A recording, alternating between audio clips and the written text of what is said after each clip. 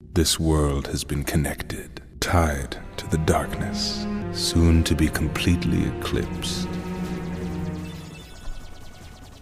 Hello there, Sir from 17 once again. This is my Kingdom Hearts Final Mix Proud Difficulty walkthrough. We're not heading towards Hollow Bastion as I mentioned in the previous video. We're moving towards Atlantica because I saved it for the end. And I kind of know why I did that. Because this is a mission that a lot of people skip. And they skip it because you can either skip this one or you can skip Halloween Town. If you want to, that is. And, you know, I've never really been a speedrunner of anything. So I don't really skip many things. And for the purpose of this guide, I wanted to cover everything. But I have mentioned earlier that if you're wanting to do the Speedster Trophy and you need to make up time, the easiest ways to do that are to skip the Colosseum level and to skip either this one or Halloween Town. And the reason people skip this one in particular is just because of the way the level is structured. It's unique in that there are certain abilities that can't be used underwater because you're underwater. For instance, because you're a mermaid or a merman in this particular level, you can't roll anymore. And instead of rolling, the game expects you to swim. And the swim is not that fast or evasive. So I actually have quite a lot of difficulty on some of the bosses in this area just because I don't feel like I'm in any position to avoid attacks. I feel vulnerable. And I'm sure that, you know, with enough practice you can get really good at using the swimming to get out of danger, but I just don't. You know, I've only played this game twice on the new version. I haven't played for a long time, and it's just not something that, you know, is as intuitive as it probably was in its day. So I personally feel myself, you know, quite vulnerable without the roll, because I've used the roll through the entire game, and it's a crutch. It's my evasion tool, you know. I don't guard really all that often in this playthrough. I've started doing it now just to experiment. But for function, I roll. When in doubt, I roll. And they take it off you in Atlantica. So not only do you have abilities that you can't use, but you also have level design that is just baffling. Like, the level design in this mission is almost as bad as Deep Jungle, because it's not transparent enough what it wants you to do.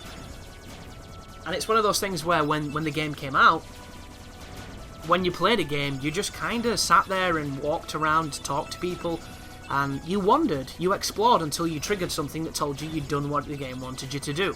And then in the second playthrough, you knew what it wants you to do. So it was just, you know, building this knowledge base so that when you come back through, you'll be able to do it quicker. And I've not played this game for a while, so I couldn't remember what I was supposed to do. So I'm put back into this mindset of the early 2000s where you just used to run around and try and figure things out. And it's a lot harder to do now, because we're so spoiled in games. You know, we're so impatient and we're so handheld and we're pointing in the right direction all the time. So there was moments where I was finding myself thinking, like, how the hell did I figure this out? And it's simple. I was younger, I had more patience, and I was just glad to be exploring Atlantica or exploring Deep Jungle or whatever I was doing at the time. I was happy to be playing.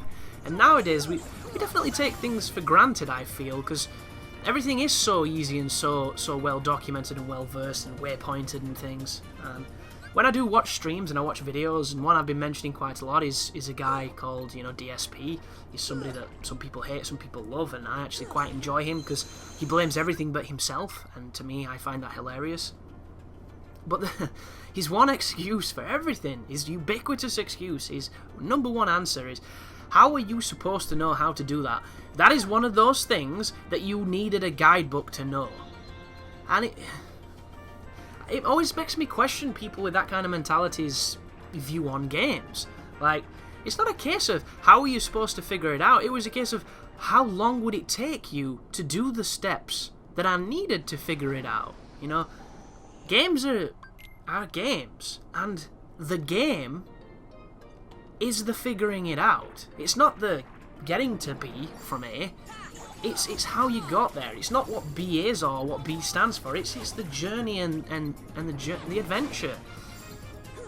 And figuring it out is the enjoyment. You know, a lot of people can't play a game again because they've already figured it out. The entire notion of bosses and puzzles is finding the particular steps to proceed, you know, to get past. And that is the most enjoyable part of games. So You know, I just have complete discourse from his... We're in contradiction, me and DSP, for his thinking, and that's one of the reasons I enjoy him, because I do like a nice, you know, just antithesis to myself, just something really opposite. And expecting the game to tell you at all times what is expected of you is kind of the opposite of what games are supposed to be. And I don't understand that, and that's what makes it really, really strange to me. But it also what makes it so damn endearing and funny to watch. Because sometimes you do have to wander around lost for 15 minutes, but you can't look at it as, I wasted 15 minutes. You've got to look at it as, I'm now a better player than I was 15 minutes ago. You know, you've got to look at it as self-improvement, I like to think anyway. But this is Atlantica, and as you can see, there are a lot of shells knocking around of different colours. Depending on the colour of the shell, depends on what you have to do to it. If it's just the clear white ones, it means you can punch them. If it's coloured to a certain elemental group, you have to hit it with that element. One thing to bear in mind, if you're attacking it when enemies are in the vicinity, it will not open, so do not waste your magic. That is something very easy to do. I've done it myself. And the flow of this level is simple. The first thing you need to do is you need to find Triton's... King Triton, I think his name is. The guy who's a wannabe Poseidon. You need to find his lair, which is pointed out by his Triton itself on the wall over there. And once you're there, you're going to see some exposition, then you're going to go to Ariel's Grotto, and then from that point, you're going to be using a dolphin, who's pretty shy, so you have to kill all the enemies in the room before you can interact with him, to get you to the next bit. And that's the area where most people get stuck, because there isn't really much explanation on what you're meant to do. So a lot of people will just swim around, and they'll ignore the dolphin because you can't interact with him. Even though the game does say, I don't know if it's a character or if it just comes up on the screen, but it mentions, you know, the dolphin will not come out to play if there is enemies around or if there's noise or something. So it's the game's subtle way of telling you, to go forward you must use this, and to use this you have to eliminate the enemies. And then from there there's bosses in it, and it does get a little bit more, you know, easy to find your way, but like my first playthrough, when I was preparing for the guide, I was stuck here for quite some time, and I was also under-leveled when I was at this point. Because I did this first, and then I went to Neverland last, I think. So, when I came back on this particular playthrough, I was really powerful. I was killing these enemies left, right, and centre. On my original Proud playthrough, which I had a lot of difficulties here, I wasn't killing anything. I was running because there was no point. It was taking too long to kill stuff.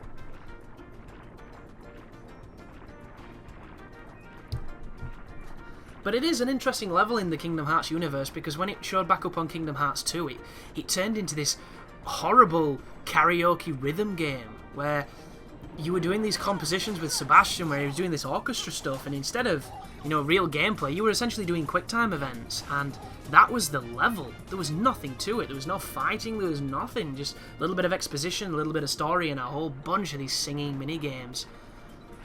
So as much as this level can definitely grate, I still think it's better than the alternative. Like, don't get me wrong, this could have been streamlined, it could have been made smaller, and it could have been made, you know, more compact and more enjoyable. Ooh, this is interesting. This is the secret enemy of this level.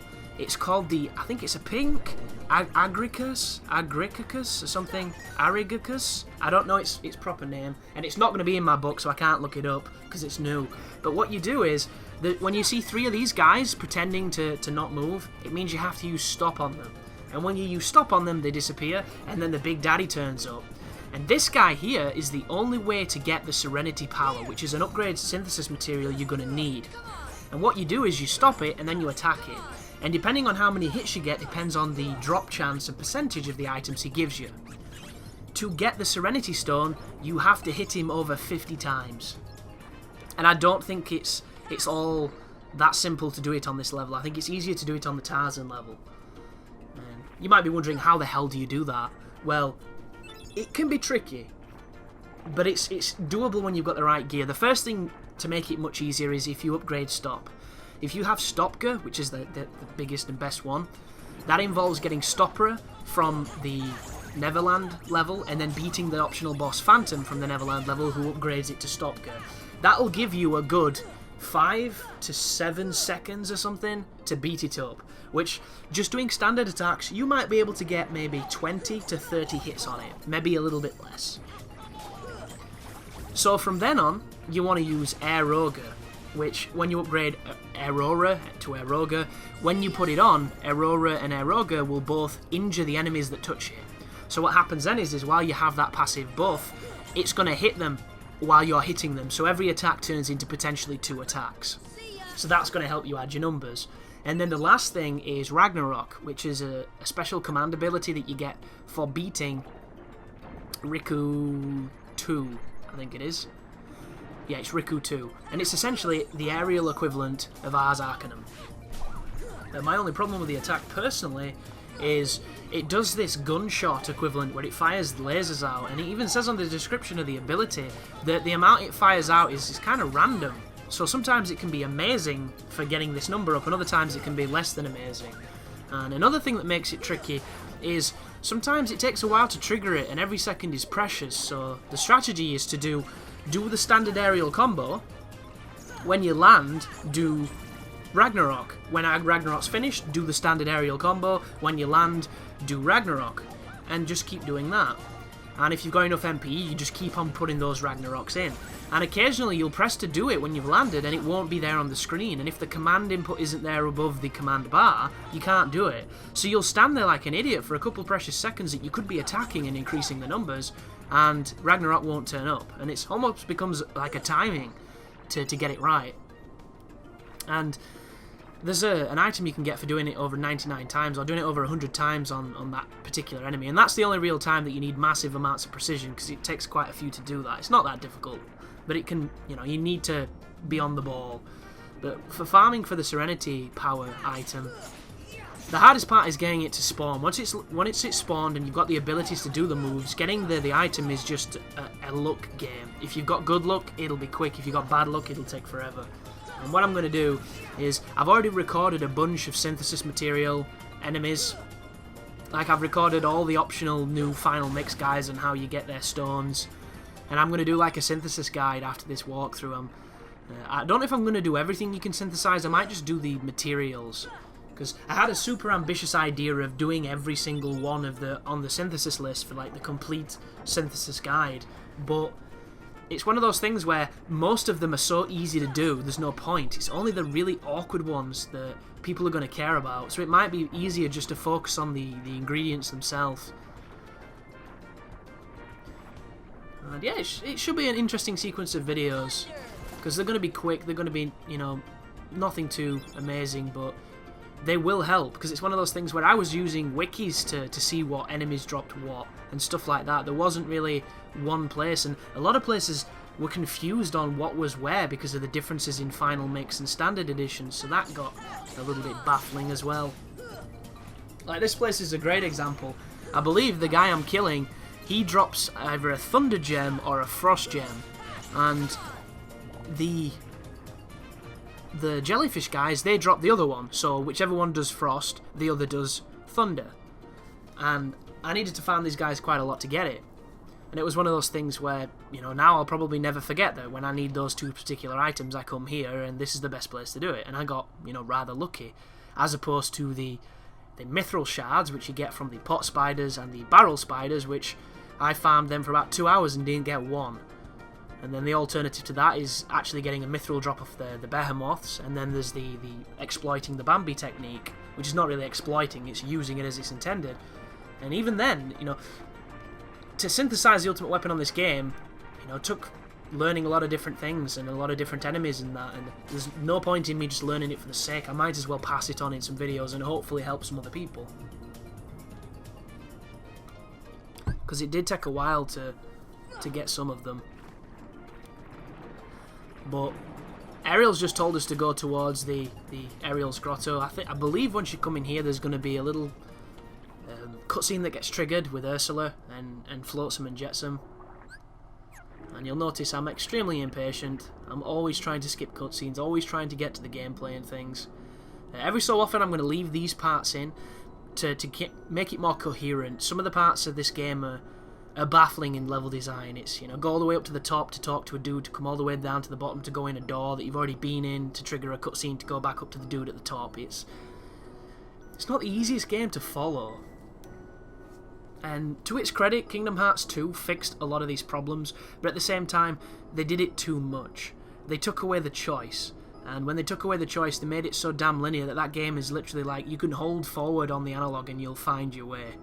It's too much the other way. Same with the mini games. There's a lot of mini games in this game that don't really fit it, that aren't necessarily that great, but I'm glad they're in it because there's something different. The cool thing is, half of them aren't tied to anything important. They're just something to distract you if you want to do it. Don't get me wrong, some of them give you things like power-ups and AP up and strength up and what have you.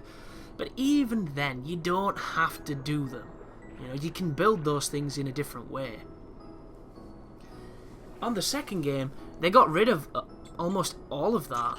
Like, there's a handful of little mini-games at the beginning, but the game forces them on you in such a way that you don't want to fucking do them.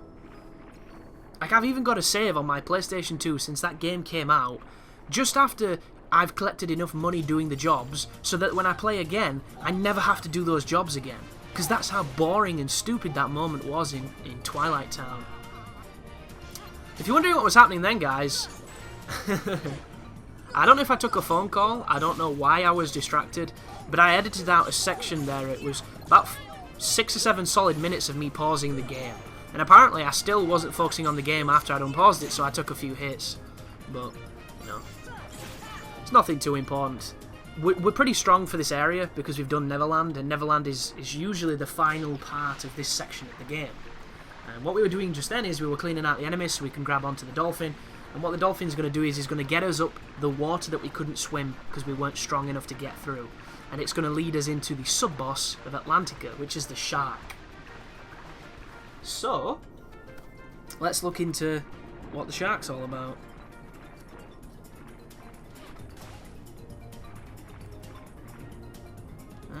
Interesting.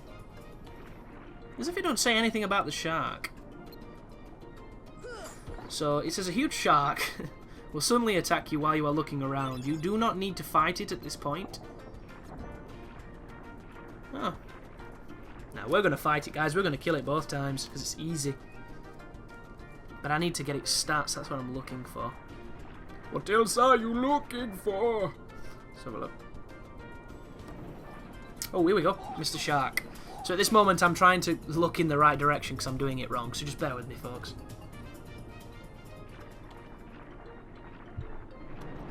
What you have to do is you have to go into the next area so that the dolphin can swim you through the section it needs to swim you through.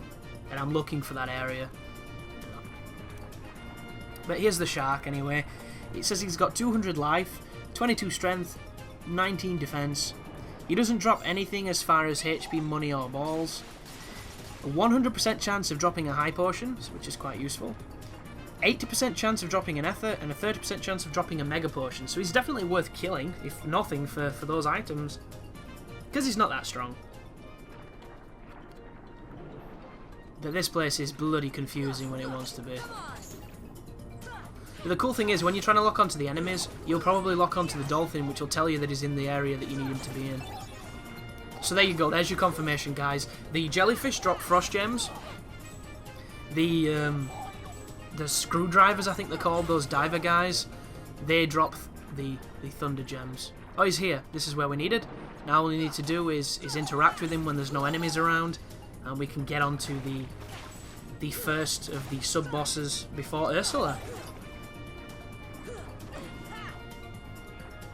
And Ursula's a pain in the ass. An absolute pain in the ass. My first playthrough on Proud, she was kicking my ass big time. And it was just because I couldn't remember how to beat her. I honestly couldn't. I knew that you did something to the cauldron, but I didn't know what. Like, I thought there was a trick. You know, I thought if she made it red, if I did ice, it'd stop it in one shot and stun Ursula. And I thought I was doing it wrong. I didn't realise it was just a numbers game where you have to hit it a certain amount of times to stun her. I thought there would be more science to it, and there really isn't. So I spent a whole bunch of time trying to see if I could stun her any quicker, and I couldn't. It was just one of those things where you hit it enough times with magic, it stuns her, you get to beat her up. It's a good idea for a boss fight. I just think that it's delivered less than satisfactory, especially on Proud, because she's got so much more life. And anybody that's not a fan of minions in boss fights is going to hate it, because the first one has Flotsam and Jetsam. And the reason that they're there is so that if you don't have MP, or MP restorative items, you can beat those guys up and always have, you know, a way to beat the boss. Unfortunately, that means that they're always there, you know, messing with the lock-on, hitting you when you really don't need it, or killing your teammates. There's a lot of trickiness to it, but as soon as you come out of here, the shark's going to attack you. So you want to lock onto him, and you want to cast Stop. If you stop him, he will die before he comes out of it if you hit him, because all your team should start gangbanging him. So when he wakes up, stop him again. And get your team on, gangbang him. One thing to know about Stop, even though his life doesn't go down when he's stopped, when it resumes normal time, he will then take the subsequent damage of what you laid on him.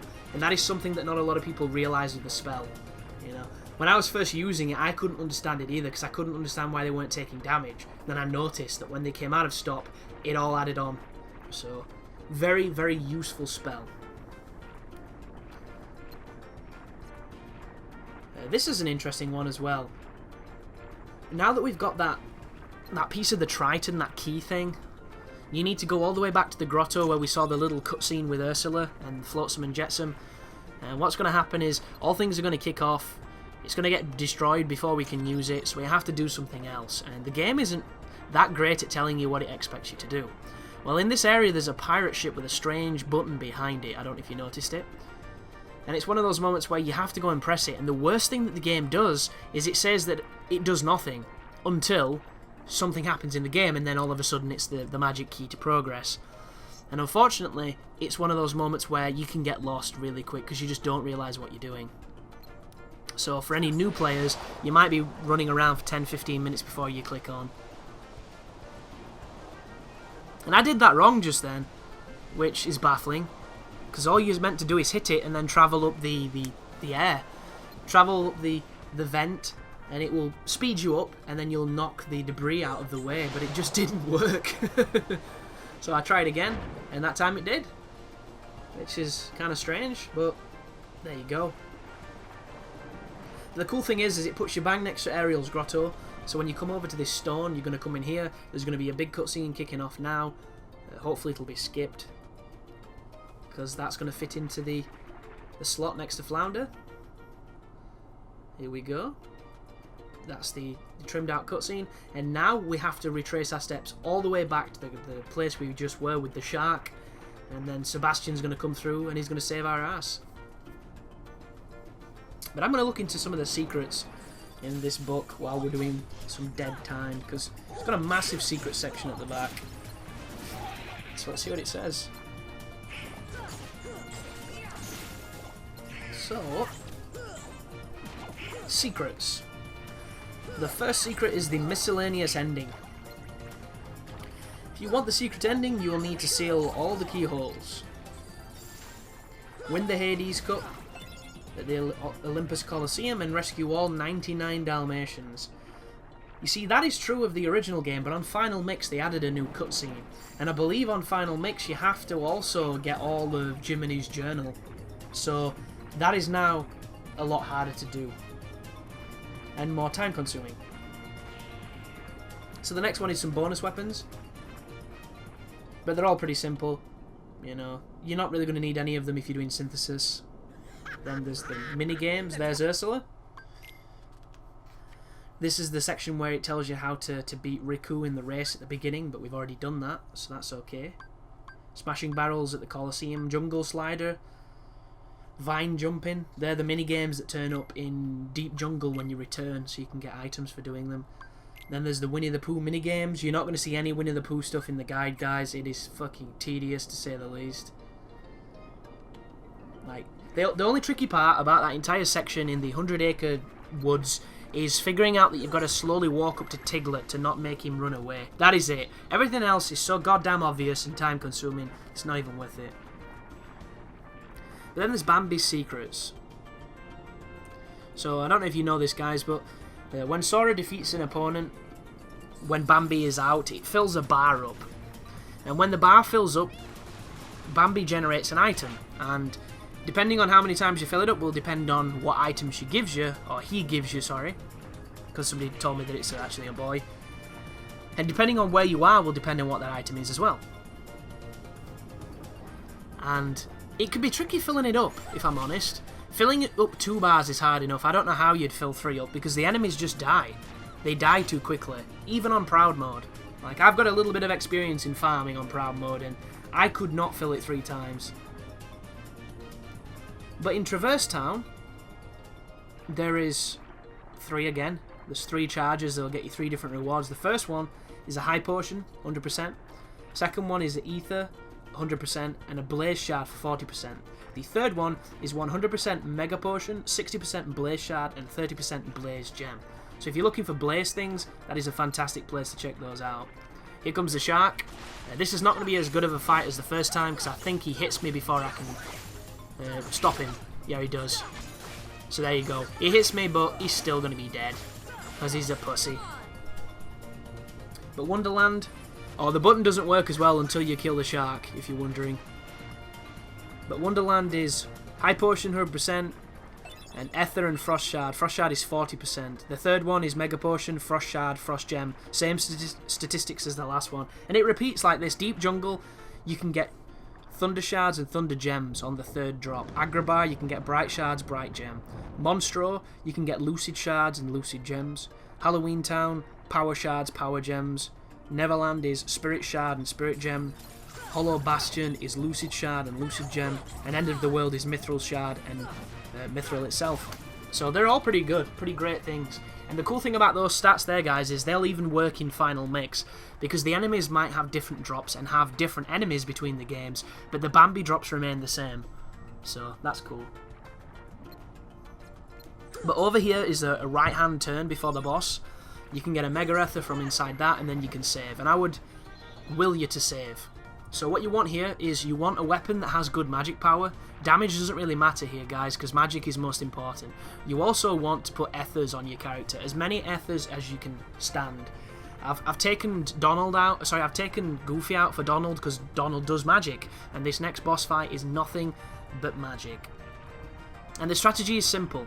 I use fire personally because it's cheap and it's effective, and all you're going to do is you're going to lock on to the cauldron. You're going to smash the cauldron with fire spells until it does a big pillar of white smoke which stuns Ursula, and you'll hear it when it stuns her, and then you can kill her. But that's all going to be in the next video, guys. Thanks for watching, and you take care now.